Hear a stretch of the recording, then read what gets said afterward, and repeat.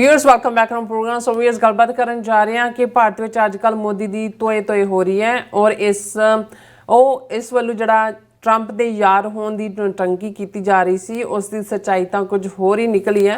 किसान विरोधी मोदी हुण अपने डिफेंस में किसानों के पिछे ही लुकन की जी कोशिश है कर रहा है और उसका कहना है कि वह किसानों के हितों को मुख रखदे अमरीका नाल कोई डील करेगा, उसकी भावें कोई भी कीमत चुकानी पवे। सो है ना मोदी पक्का फेकू। सो इस बारे आप गलबात करन जा रहे हैं। सो असीं चाहांगे कि तुसीं इसी तरह बने रहना, देखण सुन लिया लिखण लई तुहाडा सब दा बहुत बहुत शुक्रिया जी। डॉक्टर साहब की कहना चाहोगे? देखो वैसे तो नौटंकी ड्रामा आर्ट है और इस आर्ट नूं जिस परफैक्शन दे नाल मोदी ने कदी सियासत दे विच ही नहीं जिवें धर्म दे मामले च उसने अपने आप नूं राम अवतार होने तक पहुँचा दिता। जे तुसीं उहदा सारा सफ़र देखो, एक पासे उहदा बुच्छड़पुणा, ਉਹ ਜੇ ਸਭ ਤੋਂ ਕਲੰਕਤ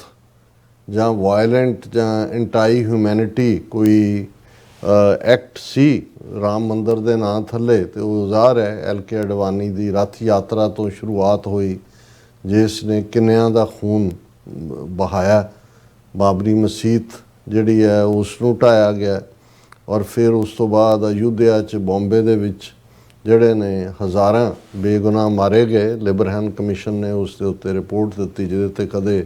ਜਿਵੇਂ ਨਵੰਬਰ 84 ਦੀ ਕਦੇ ਅਕਾਊਂਟੇਬਿਲਟੀ ਨਹੀਂ ਹੋਈ, ਉਸ ਤਰ੍ਹਾਂ ਈਵਨ ਬਾਬਰੀ ਮਸੀਤ ਢਾਣ ਤੋਂ ਬਾਅਦ ਮੈਂ 1992 ਦੇ ਐਂਟੀ ਮੁਸਲਿਮ ਵਾਇਲੈਂਸ ਦੀ ਗੱਲ ਕਰਦਾ, ਉਹਦੇ ਵੀ ਕੋਈ ਅਕਾਊਂਟੇਬਿਲਟੀ ਨਹੀਂ ਹੋਈ। ਅਤੇ ਨਤੀਜੇ ਦੇ ਤੌਰ 'ਤੇ ਫਿਰ 1992 ਤੋਂ ਠੀਕ 10 ਸਾਲ ਬਾਅਦ 2002 'ਚ ਜਦੋਂ ਮੋਦੀ ਚੀਫ ਮਿਨਿਸਟਰ ਗੁਜਰਾਤ ਦਾ ਬਣਿਆ ਅਤੇ ਗੋਧਰਾ ਕਾਂਡ ਦੀ ਆੜ ਦੇ ਵਿੱਚ ਜਿਹੜਾ ਕਾਂਡ ਬਾਰੇ, ਕਿਉਂਕਿ ਉਸ ਵੇਲੇ ਰੇਲਵੇ ਮਿਨਿਸਟਰ ਲਾਲੂ ਯਾਦਵ ਬਣੇ 2004 'ਚ ਔਰ ਜਦੋਂ ਉਹਨਾਂ ਨੇ ਉਸ ਜਿਹੜੇ ਸਾਰੇ ਨੂੰ ਪ੍ਰੂਵ ਕਰਵਾਇਆ ਤਾਂ ਪਤਾ ਲੱਗਾ ਵੀ ਉਹ ਤਾਂ ਸਾਰਾ ਫੇਕ ਸੀ। ਕੋਈ ਕਿਸੇ ਨੇ ਅੱਗ ਨਹੀਂ ਲਾਈ ਡੱਬੇ ਨੂੰ ਕਿ ਜੀ ਗੋਧਰਾ ਦੇ ਸਟੇਸ਼ਨ 'ਤੇ ਮੁਸਲਮਾਨਾਂ ਦੀ ਭੀੜ ਨੇ ਜਿਹੜਾ ਉਹ ਸਾੜ ਦਿੱਤਾ ਅਤੇ ਇਹ ਉਹ ਕਰ ਦਿੱਤਾ। ਉਹ ਅੰਦਰ ਹੀ ਜਿਹੜੇ ਉਹਨਾਂ ਦੇ ਅਖੌਤੀ ਕਾਰ ਸੇਵਕ ਨੇ ਉਹ ਸਟੋਵ ਬਾਲ ਕੇ ਰੋਟੀਆਂ ਅੰਦਰ ਬਣਾਉਂਦੇ ਨੇ। ਤੁਸੀਂ ਕਦੇ ਟਰੈਵਲ ਕੀਤਾ ਹੋਏ ਪੈਸੇਂਜਰ ਟ੍ਰੇਨਸ ਦੇ ਵਿੱਚ ਤੁਹਾਨੂੰ ਇਸ ਦਾ ਅੰਦਾਜ਼ਾ ਹੁੰਦਾ ਉਹਦੇ ਤੋਂ ਅੱਗ ਲੱਗੀ। ਪਰ ਉਸ ਆੜ ਦੇ ਵਿੱਚ ਕਿਵੇਂ ਹਜ਼ਾਰਾਂ ਮੁਸਲਮਾਨਾਂ ਦਾ ਖੂਨ ਡੋਲਿਆ ਗਿਆ, ਕਿਵੇਂ ਬਸਤੀਆਂ ਦੀਆਂ ਬਸਤੀਆਂ ਸਾਫ਼ ਕਰ ਦਿੱਤੀਆਂ ਗਈਆਂ, ਕਿਵੇਂ ਉਹਨਾਂ ਦੇ ਬਹੁਤ ਸਾਰੇ ਜਿਹੜੇ ਮਕਬਰੇ ਔਰ ਉਹਨਾਂ ਦੀਆਂ ਜਿਹੜੀਆਂ ਨੇ ਉਹ ਕਬਰਗਾਹਾਂ ਔਰ ਜਿੱਥੇ ਖਾਸ ਤੌਰ 'ਤੇ ਜਿਹੜੇ ਪੀਰਾਂ ਦਾ ਜਾਂ ਦੂਸਰਾ ਕੋਈ ਨਾ ਕੋਈ ਟਿਕਾਣੇ ਉਹ ਬਿਲਕੁਲ ਇਕੱਲਾ, ਕਿਉਂਕਿ 2002 ਦੇ ਜੈਨੋਸਾਈਡ ਦੀ ਗੱਲ ਹੁੰਦੀ ਹੈ ਮੁਸਲਮਾਨਾਂ ਦੇ, ਪਰ ਉਹਨਾਂ ਦੇ ਕਿਵੇਂ ਮਜ਼ਹਬੀ ਥਾਵਾਂ ਨੂੰ ਲੈਵਲ ਕੀਤਾ ਗਿਆ ਉਸ ਮੌਕੇ ਦੇ ਉੱਤੇ ਔਰ ਬਾਅਦ ਦੀਆਂ ਸਰਕਾਰਾਂ ਨੇ ਵੀ, ਔਰ ਉੱਥੇ ਕੋਈ ਜਿਹੜਾ ਉਹ ਆਵਾਜ਼ ਨਹੀਂ ਚੁੱਕ ਸਕਦਾ। ਔਰ ਇਹ ਗੱਲ ਮੈਂ ਨਹੀਂ ਕਹਿ ਰਿਹਾ, ਆ ਮਮਦਾਨੀ ਜਿਹੜਾ ਨਿਊਯਾਰਕ ਦਾ ਜਿਸ ਨੇ ਰੇਸ ਜਿੱਤੀ ਹੈ ਹੁਣ ਨਵੰਬਰ ਦੇ ਵਿੱਚ ਇਲੈਕਸ਼ਨ ਹੋਣੀ ਹੈ ਮੇਅਰ ਦੀ, ਉਹਨੇ ਕਿਹਾ ਕਿ ਜਦੋਂ ਮੈਂ ਕਿਸੇ ਨੂੰ ਕਹਿੰਦਾ ਕਿ ਵੀ ਮੈਂ ਗੁਜਰਾਤੀ ਮੁਸਲਮਾਨ ਹੈ ਅਤੇ ਮੇਰੇ ਵੱਲ ਲੋਕ ਧਿਆਨ ਨਾਲ ਦੇਖਦੇ ਨੇ ਕਿ ਅਜੇ ਗੁਜਰਾਤ ਦੇ ਵਿੱਚ ਮੁਸਲਮਾਨ ਬਚੇ। ਸੋ ਉਹਦਾ ਕਹਿਣਾ ਸੀ ਵੀ ਜੇ ਮੈਂ ਮੇਅਰ ਬਣਿਆ ਤਾਂ ਇਹ ਦੋਨੋਂ ਜਿਹੜੇ ਨੇ ਵਾਰ ਕ੍ਰਿਮੀਨਲ ਨੇ, ਨਰਿੰਦਰ ਮੋਦੀ ਵੀ ਔਰ ਨੇਤਨਯਾਹੂ ਵੀ। ਨੇਤਨਯਾਹੂ ਨੇ ਬੇਗੁਨਾਹ ਦਾ ਗਜ਼ਾ ਦੇ ਵਿੱਚ ਜਿਹੜਾ ਉਹ ਨਸਲਕੁਸ਼ੀ ਚੱਲ ਰਹੀ ਹੈ। ਸੋ ਉਹ ਮੋਦੀ ਜਿਸ ਦੇ ਸਿੱਧੇ ਸਿੱਧੇ ਹੱਥਾਂ 'ਚ, ਔਰ ਅਮਿਤ ਸ਼ਾਹ ਹੀ ਉਹਦਾ ਹੋਮ ਮਿਨਿਸਟਰ ਸੀ ਔਰ ਹਜ਼ਾਰਾਂ ਮੁਸਲਮਾਨਾਂ ਦੇ ਖੂਨ ਨਾਲ ਇਸ ਦੇ ਹੱਥ ਰੰਗੇ ਹੋਏ ਨੇ ਔਰ ਇਹੀ ਦੀ ਕੁਆਲੀਫਿਕੇਸ਼ਨ ਨੂੰ ਜਿਹੜਾ ਫਿਰ RSS ਦੀ ਪ੍ਰੋਪੇਗੈਂਡਾ ਮਸ਼ੀਨਰੀ ਨੇ ਇਸ ਨੂੰ ਹਿੰਦੂ ਹਿਰਦੇ ਸਮਰਾਟ ਇਹ ਟਾਈਟਲ ਦਿੱਤਾ ਕਿ ਹਿਰਦੇ ਦਿਲ ਨੂੰ ਕਹਿੰਦੇ ਨੇ ਕਿ ਹਿੰਦੂਆਂ ਦੇ ਦਿਲਾਂ 'ਤੇ ਰਾਜ ਕਰਨ ਵਾਲਾ। ਇਹ ਦੇ ਨਾਲ ਉਹਨਾਂ ਨੇ ਐਸੀ ਕੈਂਪੇਨ ਚਲਾਈ ਕਿ ਵੀ ਅਲਟੀਮੇਟਲੀ 2014 'ਚ ਔਰ ਪਿੱਛੇ ਸਾਰੇ ਇਹੀ ਅੰਬਾਨੀ ਅਡਾਨੀ ਸਾਰੇ ਜਿਨ੍ਹਾਂ ਨੂੰ ਮੁੜ ਕੇ ਇਹਨੇ ਰਜਾਇਆ ਚੰਗੀ ਤਰ੍ਹਾਂ ਕੋ ਉਹਨਾਂ 'ਚੋਂ ਪੈਸੇ ਲੈ ਕੇ ਬਾਹਰ ਦੌੜਿਆ ਕਈ ਹਜ਼ਾਰ ਕਰੋੜ ਅਤੇ ਦੂਜੇ ਇਹ ਸਾਰੇ ਨੂੰ ਜਿਹੜਾ ਇਹਨੂੰ ਤਖਤ 'ਤੇ ਬਿਠਾਇਆ ਔਰ ਉਹਨਾਂ ਨੇ ਫਿਰ ਐਲਾਨ ਕੀਤਾ ਕਿ 1000 ਇਹ ਮੋਹਨ ਭਾਗਵਤ ਜਿਹਨੇ ਪ੍ਰੈਸ ਕਾਨਫਰੰਸ ਦਿੱਲੀ 'ਚ ਕੀਤੀ ਕਿ 1000 ਸਾਲ ਦੀ ਗੁਲਾਮੀ ਬਾਅਦ ਹੁਣ ਹਿੰਦੂ ਰਾਜ ਦੀ ਸ਼ੁਰੂਆਤ ਹੋਈ। ਔਰ ਫਿਰ ਇਹਨਾਂ ਨੇ ਕਿਸ ਕਿਸਮ ਦਾ ਜਿਹੜਾ ਵੀ ਪਹਿਲਿਆਂ ਹੁਕਮਰਾਨਾਂ ਦਾ ਕੀਤਾ ਕੰਮ ਸੀ ਉਹਨਾਂ ਨੂੰ ਜਾਂ ਅੰਡੂ ਕੀਤਾ ਕੰਮ ਨੂੰ ਜਾਂ ਉਹਨਾਂ ਨੂੰ ਡਿਸਕ੍ਰੈਡਿਟ ਕਰਨ ਦੀ ਕੋਸ਼ਿਸ਼ ਕੀਤੀ। ਉਹ ਨਹਿਰੂ ਤੋਂ ਲੈ ਕੇ ਮਨਮੋਹਨ ਸਿੰਘ ਤੱਕ ਦੀ ਲੈਗੇਸੀ ਜਿਹਦੀ ਬਦੌਲਤ ਇੰਡੀਅਨ ਇਕਨੋਮੀ ਸੇਵ ਹੋਈ 1992 ਜਦੋਂ ਮਨਮੋਹਨ ਸਿੰਘ ਫਾਈਨੈਂਸ ਮਿਨਿਸਟਰ ਬਣਿਆ, ਜਾਂ 2004 ਦੇ ਵਿੱਚ ਜਦੋਂ ਇੰਡੋ US ਨਿਊਕਲੀਅਰ ਡੀਲ ਹੋਈ, ਅਮਰੀਕਾ ਦੇ ਨਾਲ ਸਬੰਧ, ਜਾਂ ਅਮਰੀਕਾ ਨੇ ਜਿਹੜਾ 25 ਸਾਲ ਪਹਿਲਾਂ ਭਾਰਤ ਵੱਲ ਰੁਖ ਕੀਤਾ ਉਹਦੀ ਬਦੌਲਤ। ਪਰ ਜਦੋਂ ਬਾਂਦਰਾਂ ਦੇ ਹੱਥ ਬਨਾਰਸ ਦੀਆਂ ਟੋਪੀਆਂ ਆ ਜਾਣ ਤੇ ਉਹ ਕਰਦੇ ਕੀ ਨੇ, ਉਹ ਫਿਰ ਤੁਸੀਂ ਇਹਨਾਂ ਦੀ ਅੱਜ ਫੋਰਨ ਪਾਲਿਸੀ, ਇਕਨੋਮਿਕਲ ਹਾਲਤ ਔਰ ਇਹਨਾਂ ਦਾ ਝੂਠ, ਔਰ ਕਿਵੇਂ ਝੂਠ ਦਾ ਇਹਨਾਂ ਨੇ ਵਿਸ਼ਵ ਗੁਰੂ ਤੇ G20 ਦੀ ਪ੍ਰੈਜ਼ੀਡੈਂਸੀ ਤੇ ਅਸੀਂ ਇੱਕੋ ਵੇਲੇ ਇਹ ਵੀ ਤੇ ਉਹ ਵੀ, ਉਹ ਸਾਰਾ ਜਿਹੜਾ ਅਸੀਂ ਇਹਨਾਂ ਸਾਰੇ ਵਰਿਆਂ ਦੇ ਵਿੱਚ ਡਿਸਕਸ ਕਰਦੇ ਆ ਰਹੇ, ਉਸ ਵੱਲ ਮੈਂ ਨਹੀਂ ਜਾਵਾਂਗਾ। ਪਰ ਹੁਣ ਜਦੋਂ ਟੋਟਲ ਇਹਨਾਂ ਦਾ ਪਾਜ ਮੁਲੰਮਾ ਲੈ ਗਿਆ ਔਰ ਧੜਮ ਕਰਕੇ ਇਹਨਾਂ ਦੀ ਸਾਰੀ ਨੀਤੀ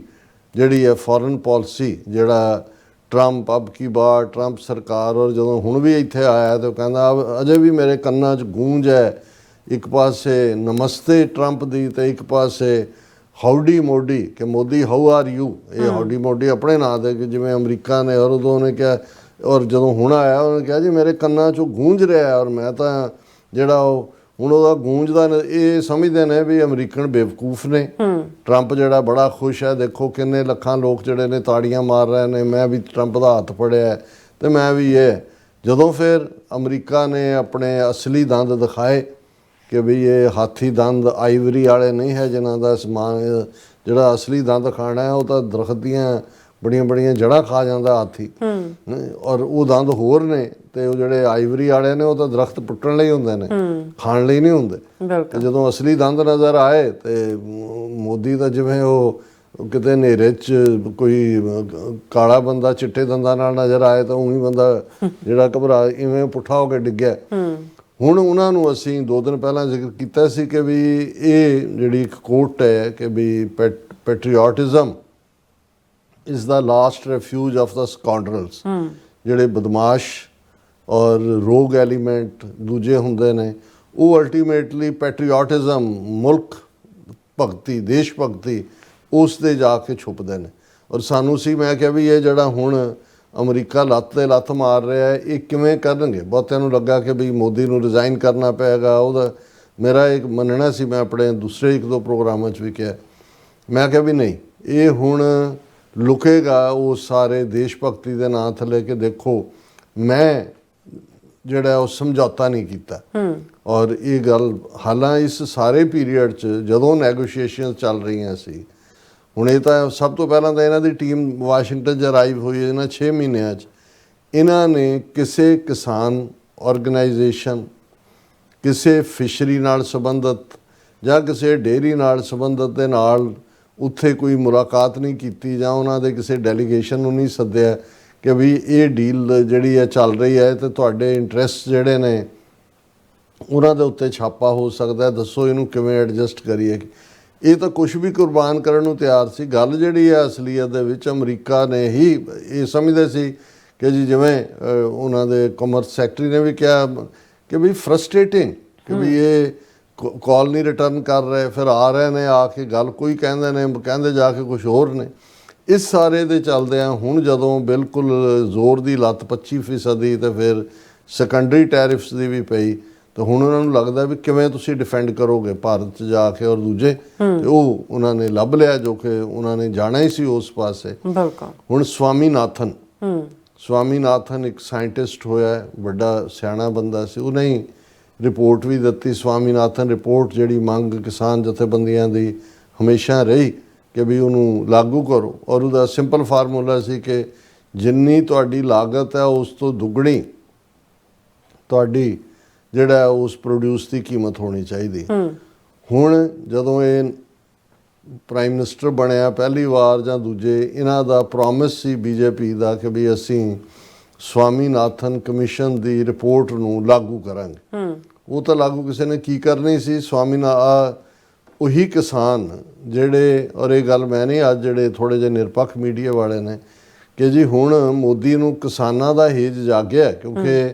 ਪਹਿਲਾਂ ਤਾਂ ਉਹੀ ਸਵਾਮੀਨਾਥਨ ਦੀ ਯਾਦ 'ਚ ਇੱਕ ਫੰਕਸ਼ਨ ਰੱਖਿਆ, ਉਹਦੇ 'ਚ ਮੋਦੀ ਆਇਆ, ਉਹਨੇ ਕੀ ਕਿਹਾ ਮੈਂ ਗੱਲ ਬਾਅਦ 'ਚ ਕਰਦਾ। ਪਰ ਦੇਖਣ ਵਾਲੀ ਗੱਲ ਇਹ ਹੈ ਕਿ ਸਭ ਤੋਂ ਵੱਡਾ ਕਿਸਾਨ ਵਿਰੋਧੀ ਏਜੰਡਾ ਮੋਦੀ ਸਰਕਾਰ ਦੇ ਵੇਲੇ 3 ਖੇਤੀ ਕਾਨੂੰਨਾਂ ਦੇ ਥੱਲੇ ਲਿਆਂਦਾ ਗਿਆ। 18 ਮਹੀਨੇ ਤੋਂ ਜ਼ਿਆਦਾ ਜਿਹੜੇ ਨੇ ਕਿਸਾਨ ਦਿੱਲੀ ਬੈਠੇ ਰਹੇ, ਕੋਈ ਸ਼ੰਭੂ ਤੇ ਕੋਈ ਸਿੰਘੂ ਤੇ, ਇੱਧਰੋਂ ਪੰਜਾਬ ਚੋਂ ਸ਼ੰਭੂ ਤੋਂ ਜਾ ਕੇ ਸਿੰਘੂ ਤੱਕ ਔਰ ਦੂਸਰਿਆਂ ਦੇ ਉੱਤੇ 700 ਤੋਂ ਜ਼ਿਆਦਾ ਮੌਤਾਂ ਹੋਈਆਂ। ਫਾਈਨਲੀ 3 ਖੇਤੀ ਕਾਨੂੰਨ ਵਾਪਸ ਲੈਣ ਦੇ ਨਾਲ ਜਿਹੜੇ ਬਾਕੀ ਸਮਝੌਤੇ ਹੋਏ ਉਹਨਾਂ ਦੇ ਉੱਤੇ ਇੱਕ ਵੀ ਜਿਹੜੀ ਉਹਨਾਂ ਦੀ ਮੱਦ ਹੈ ਉਹ ਲਾਗੂ ਨਹੀਂ ਕੀਤੀ ਗਈ। ਇੱਥੋਂ ਤੱਕ ਕਿ ਜਿਹੜੇ ਕੇਸ ਰਜਿਸਟਰ ਕੀਤੇ ਗਏ ਸੀ ਅਜੇ ਵੀ ਉਹ ਧੱਕੇ ਖਾ ਰਹੇ ਨੇ, ਉਹਨਾਂ ਨੂੰ ਵਾਪਸ ਨਹੀਂ ਲਿਆ ਗਿਆ। ਪਰ ਹੁਣ ਜਦੋਂ ਕਿ ਅਮਰੀਕਾ ਨੇ ਠੁੱਡ ਮਾਰਿਆ ਹੈ ਔਰ ਇੱਕ ਤੋਂ ਬਾਅਦ ਇੱਕ ਠੁੱਡ ਵੱਜ ਰਹੇ ਨੇ, ਹੁਣ ਮੋਦੀ ਇਹ ਕਹਿ ਰਿਹਾ ਕਿ ਜੀ ਮੇਰਾ ਨਿੱਜੀ ਭਾਵੇਂ ਕੋਈ ਨੁਕਸਾਨ ਹੋ ਜਾਏ, ਮੈਨੂੰ ਪਤਾ ਹੈ ਮੇਰਾ ਨਿੱਜੀ ਨੁਕਸਾਨ ਹੋਏਗਾ, ਤੇਰਾ ਨਿੱਜੀ ਤੂੰ ਕਿਹੜਾ ਜਿਹੜਾ ਉਹ ਬਿਲ ਗੇਟਸ ਹੈ, ਮਤਲਬ ਤੇ ਨਿੱਜੀ ਦਾ ਤੂੰ ਉਹਨਾਂ ਅੰਬਾਨੀ ਅਡਾਨੀਆਂ ਨੂੰ ਰਜਾ ਦਿੱਤਾ ਹੈ। ਮਤਲਬ ਤਾਂ ਇਹੀ ਹੈ ਵੀ ਤੇਰੀ ਪ੍ਰਾਈਮ ਮਿਨਿਸਟਰੀ ਜਾਏਗੀ ਜਦੋਂ ਗਈ, ਉਹ ਵੀ ਅਜੇ ਹਿੰਦੂ ਤਵੀਆਂ ਨੂੰ ਤੇਰੇ ਤੋਂ ਵਧੀਆ ਨਟੰਕੀਬਾਜ਼ ਹੋਰ ਕੋਈ ਨਜ਼ਰ ਨਹੀਂ ਆਉਂਦਾ। ਪਰ ਉਹਨੇ ਕਿਹਾ ਜੀ want trade of farmer interest ready to pay personal price, ਮੈਂ ਕੋਈ ਵੀ ਕੀਮਤ ਅਦਾ ਕਰਨ ਲਈ ਤਿਆਰ ਹਾਂ, ਮੈਂ ਬਿਲਕੁਲ ਕਿਸਾਨਾਂ ਦੇ ਹਿੱਤਾਂ ਦੇ ਖਿਲਾਫ ਨਹੀਂ ਜਾਵਾਂਗਾ। ਔਰ ਇਹ ਸਾਰਾ ਉਹਨੇ ਨਟੰਕੀ ਕੀਤੀ। ਉਸ ਸਵਾਮੀਨਾਥਨ ਦੇ ਨਾਂ ਦੇ ਉੱਤੇ ਇੱਕ ਫੰਕਸ਼ਨ ਰੱਖਿਆ ਗਿਆ, MS Swaminathan century international conference, ਔਰ ਉਸ ਦੇ ਵਿੱਚ ਉਹਨੇ ਕਿਹਾ ਕਿ ਵੀ ਜਿਹੜਾ ਮੈਂ ਬਿਲਕੁਲ ਕਿਸਾਨਾਂ ਦੇ ਹਿੱਤਾਂ ਦੇ ਲਈ, ਉਹ ਲਾਈਵ ਸਟਾਕ ਰੇਅਰਰਸ ਜਿਹੜੇ ਡੰਗਰ ਪਾਲਦੇ ਨੇ ਉਹਨਾਂ ਦੇ, ਔਰ ਫਿਸ਼ਰਮੈਨ, ਔਰ ਇਹਨਾਂ ਸਾਰਿਆਂ ਦੇ ਹਿੱਤਾਂ ਲਈ ਮੈਂ ਖਲੋਤਾ ਹੈ। ਉਹ ਇਹ ਕਹਿਣਾ ਚਾਹੁੰਦਾ ਕਿ ਵੀ ਮੈਂ ਟ੍ਰੇਡ ਡੀਲ ਜਿਹੜੀ ਹੈ ਉਹਦੇ 'ਚ ਅਮਰੀਕਾ ਮੰਗਦਾ ਸੀ ਐਕਸੈਸ ਕੇ ਫਾਰਮਿੰਗ ਸੈਕਟਰ 'ਚ, ਡੇਅਰੀ ਸੈਕਟਰ 'ਚ, ਲਾਈਵ ਸਟਾਕ 'ਚ, ਉਹਦੇ 'ਚ ਅਸੀਂ ਜਿਹੜਾ ਫਾਰਮਰਸ ਕਰਕੇ ਜਿਹੜਾ ਖਲੋਤੇ ਹੈ। ਉਹਨਾਂ ਨੇ ਕਹਿ ਰਹੇ ਸੀ, ਉਹਨਾਂ ਦੇ ਇੰਡੀਪੈਂਡੈਂਟ ਜਿਹੜੇ ਅਬਜ਼ਰਵਰ ਨੇ, ਵੀ ਤੁਹਾਡਾ ਫਾਰਮਰ ਪਿਆਰ ਤਾਂ ਬਹੁਤ ਜ਼ਰਾ ਪਹਿਲਾਂ 750 ਜਿਹੜੇ ਉੱਥੇ ਸ਼ਹੀਦ ਹੋਏ, ਔਰ ਉਹਨਾਂ ਦੇ ਨਾਲ ਜਿਹੜਾ ਤੁਸੀਂ ਕਿਸਾਨ ਜਥੇਬੰਦੀਆਂ ਦੇ ਨਾਲ ਜਿਹੜੇ ਇਕਰਾਰ ਕੀਤੇ ਉਹਨਾਂ ਨੂੰ ਤਾਂ ਇੰਪਲੀਮੈਂਟ ਕਰੋ। ਔਰ ਇਹੀ ਗੱਲ ਕਹਿੰਦਾ ਸਤਪਾਲ ਮਲਕ ਵੀ ਚਲਾ ਗਿਆ, ਔਰ ਅੱਜ ਵੀ ਕਿਸੇ ਨੇ ਇਹ ਕੰਮ ਉਹਨਾਂ ਨੇ ਕਿਹਾ ਜੀ ਵੀ ਈਵਨ ਉਸ ਲੈਵਲ ਦਾ ਬੰਦਾ ਜਿਹੜਾ ਹਾਇਰ ਅਪ ਸੀ, ਗਵਰਨਰ 3 ਸਟੇਟਾਂ ਦਾ ਰਿਹਾ, ਉਹਨੂੰ ਕਿਵੇਂ ਰੋਲਿਆ, ਉਹਦੇ ਮ੍ਰਿਤਕ ਦੇਹ ਨੂੰ ਵੀ ਕੋਈ ਰਾਜਸੀ ਕੋਈ ਕੁਛ ਨਹੀਂ ਹੈ। ਉਹ ਤਾਂ ਯੂਨਾਈਟਿਡ ਸਿੱਖਸ ਦੀ ਉਮੀਦ ਵਾਲਿਆਂ ਨੂੰ ਕਾਲ ਕਰਕੇ, ਔਰ ਸਾਡੇ ਬਹੁਤ ਸਾਰੇ ਵਿਊਅਰਸ ਨੇ ਐਪਰੀਸ਼ੀਏਟ ਕੀਤਾ ਕਿ ਅਸੀਂ ਸਤਪਾਲ ਮਲਕ ਨੂੰ ਟ੍ਰਿਬਿਊਟ ਦਿੱਤੀ ਹੈ, ਇੱਕ ਸਪੈਸ਼ਲ ਸੈਗਮੈਂਟ ਕੀਤਾ ਹੈ। ਇੱਕ ਵੀਰ ਸਾਡੇ ਬਲਿੰਦਰ ਸਿੰਘ ਨੇ LA ਤੋਂ, ਉਹਨਾਂ ਨੇ ਤਾਂ ਕਿਹਾ ਵੀ ਉਹਨਾਂ ਦੀ ਯਾਦ 'ਚ ਹੋਰ ਗੁਰਦੁਆਰਿਆਂ 'ਚ ਵੀ ਫੰਕਸ਼ਨ ਹੋਣੇ ਚਾਹੀਦੇ ਨੇ। ਮੈਂ ਸਹਿਮਤ ਹਾਂ ਕਿ ਭਾਈ ਜਿਹੜੇ ਦੂਸਰੇ ਪਾਸਿਓਂ ਆ ਕੇ ਜਿਹੜੇ ਸਾਡੇ ਲਈ ਖਲੋਤੇ ਨੇ, ਪਰ ਇਹਨਾਂ ਦਾ ਵਰਤਾਰਾ ਅੱਜ ਓਵਰਨਾਈਟ ਇਹਨਾਂ ਨੂੰ ਲੱਗਦਾ ਕਿ ਵੀ ਹੁਣ ਇਹ ਕਿਸਾਨਾਂ ਦਾ ਹਿੱਤੂ, ਕਿਸਾਨਾਂ ਦਾ ਰਾਖਾ, ਔਰ ਇਹਨਾਂ ਦੇ ਕੋਲ ਇਸ ਕਿਸਮ ਦੀ ਪ੍ਰੋਪੇਗੈਂਡਾ ਮਸ਼ੀਨਰੀ ਹੈ ਕਿ ਆਉਣ ਵਾਲੇ ਦਿਨਾਂ 'ਚ ਤੁਸੀਂ ਦੇਖੋਗੇ 4 ਚੁਫੇਰੇ ਇਹ ਇਸ ਗੱਲ ਨੂੰ ਹੀ ਕਹਿਣਗੇ ਜੀ ਅਸੀਂ ਮੋਦੀ ਅੜ ਗਿਆ, ਟਰੰਪ ਦੇ ਸਾਹਮਣੇ ਖਲੋ ਗਿਆ, ਕਿਉਂਕਿ ਉਹ ਫਾਰਮਰਸ ਦੇ ਹਿੱਤਾਂ ਨੂੰ ਨਹੀਂ ਸੀ ਕੁਚਲਣਾ ਚਾਹੁੰਦਾ, ਫਿਸ਼ਰਮੈਨ ਔਰ ਡੇਅਰੀ ਇੰਡਸਟਰੀ, ਉਹ ਫਲਾਣੀ ਇੰਡਸਟਰੀ। ਔਰ ਇਹ ਸਾਰੇ ਦੇ ਉੱਤੇ ਕਿਸੇ ਨੇ ਕਿਹਾ ਕਿ ਵੀ ਜੇ ਸਵਾਮੀਨਾਥਨ ਦਾ ਇੰਨਾ ਹੀ ਪਿਆਰ ਜਾਗਿਆ ਕਿ ਉਹਦੀ ਕਾਨਫਰੰਸ 'ਚ ਜਾ ਕੇ ਇੱਦਾਂ ਦੀਆਂ ਗੱਲਾਂ ਮਾਰੀਆਂ, ਤੇ ਘੱਟੋ ਘੱਟ ਸਵਾਮੀਨਾਥਨ ਕਮਿਸ਼ਨ ਦੀ ਰਿਪੋਰਟ ਹੀ ਲਾਗੂ ਕਰ ਦਿਓ। ਲੇਕਿਨ ਜਿਹੜਾ ਔਰ ਇਹਦਾ ਤੁਸੀਂ ਦੇਖੋਗੇ ਜਿਹੜੇ ਲੋਕ ਫੋਲੋ ਕਰਦੇ ਨੇ ਕਿ ਵੀ ਇੱਕ ਪਾਸੇ ਜਦੋਂ ਉਹ ਫੌਜ ਦੀ ਗੱਲ ਕਰ ਰਿਹਾ ਹੁੰਦਾ ਤੇ ਅੱਧਿਆਂ ਨੂੰ ਜਿਹੜਾ ਉਹ ਸ਼ਰਮ ਦੇ ਰਿਹਾ ਹੁੰਦਾ ਕਿ ਵੀ ਇਹ ਆਪਰੇਸ਼ਨ ਸੰਦੂਰ ਇੰਨਾ ਕਾਮਯਾਬ ਅਸੀਂ ਕੀਤਾ, ਔਰ ਫੌਜ ਦੇ ਉੱਤੇ ਸਵਾਲ ਜਿਹੜਾ ਚੁੱਕਦਾ ਉਹ ਦੁਸ਼ਮਣ ਹੈ। ਪਰ ਉਹ ਜਦੋਂ ਆਪਣੇ ਗੁਜਰਾਤੀ ਦੁਕਾਨਦਾਰਾਂ ਦੀ ਕਾਨਫਰੰਸ ਐਡਰੈਸ ਕਰ ਰਿਹਾ ਸੀ, ਉਹ 'ਚੋਂ ਉਹਨਾਂ ਨੂੰ ਕਹਿੰਦਾ ਕਿ ਇੱਕ ਜਿਹੜਾ ਤੁਸੀਂ ਦੁਕਾਨਦਾਰ ਹੋ, ਤੁਸੀਂ ਵਪਾਰੀ ਹੋ, ਤੁਹਾਡਾ ਕੰਮ ਫੌਜ ਦੇ ਫੌਜੀ ਨਾਲੋਂ ਵੀ ਤੁਸੀਂ ਤਗੜਾ ਕੰਮ ਕਰਦੇ ਹੋ, ਤੁਸੀਂ ਵਪਾਰ ਰਾਹੀਂ ਲੋਕਾਂ ਨੂੰ ਸਾਧਨ ਦਿੰਦੇ ਹੋ, ਫੌਜ ਦਾ ਕੰਮ ਇੰਨਾ ਨਹੀਂ ਹੈ, ਤੁਸੀਂ ਤਾਂ ਫੌਜੀਆਂ ਨਾਲੋਂ ਵੀ ਵੱਡੇ ਦੇਸ਼ ਸੇਵਕ। ਸੋ ਮਤਲਬ ਉਹ ਜਿਹੜੀ ਲੋਕ ਗੱਲ ਜਿਸ ਕਿਸਮ ਦਾ ਹੁੰਦਾ, ਪਰ ਮੈਨੂੰ ਇਹ ਲੱਗਾ ਕਿ ਵੀ ਇਹ ਹੁਣ ਇਹ ਸਕਾਉਂਡਰਲ, ਇਹ ਬਦਮਾਸ਼ ਜਿਹੜਾ ਹੈ ਹੁਣ ਕਿਸਾਨਾਂ ਦੇ ਥੱਲੇ ਜਾ ਕੇ ਲੁਕੇਗਾ। ਔਰ ਵਾਕਿਆ ਹੀ ਇਹ ਜਦੋਂ ਹੁਣ ਇਹਨਾਂ ਨੇ ਉਹ ਸਵਾਮੀਨਾਥਨ ਕਾਨਫਰੰਸ ਦਾ ਟਕਵੰਜ ਕਰਕੇ ਉੱਥੇ ਜਾ ਕੇ ਬੜਾ ਜਿਹੜਾ ਆਪਣੇ ਆਪ ਨੂੰ ਕਿ ਜੀ ਮੈਨੂੰ ਕੋਈ ਨੁਕਸਾਨ ਵੀ ਹੋਏਗਾ ਮੇਰਾ ਨਿੱਜੀ,